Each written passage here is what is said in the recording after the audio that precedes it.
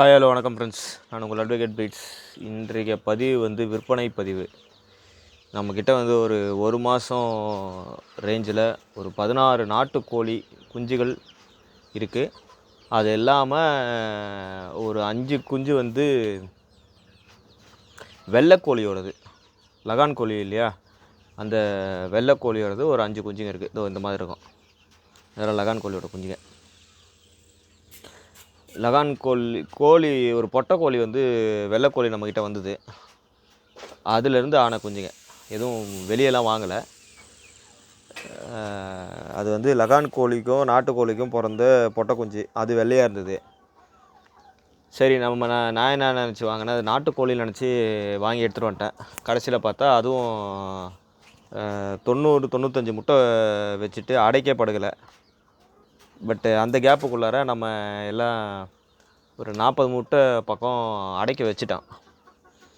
So அம்மா வந்து லகான் கோழி கிராஸு, இந்த குஞ்சுங்க வந்து நம்ம நாட்டுக்கோழிக்கும் அந்த கிராஸான கோழியோட கிராஸு.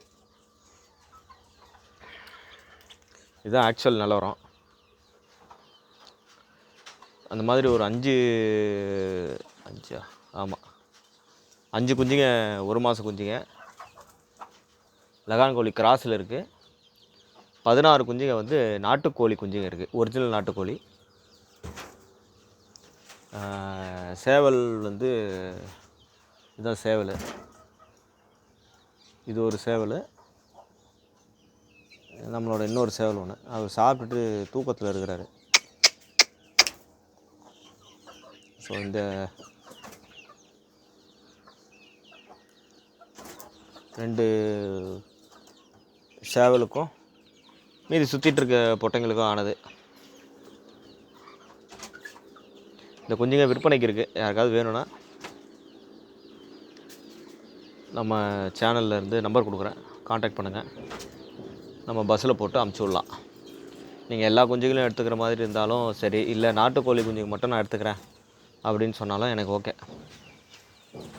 நாட்டுக்கோழி குஞ்சுங்க ஒரு மாதம் குஞ்சுங்க 16 இருக்குது மொத்தம்.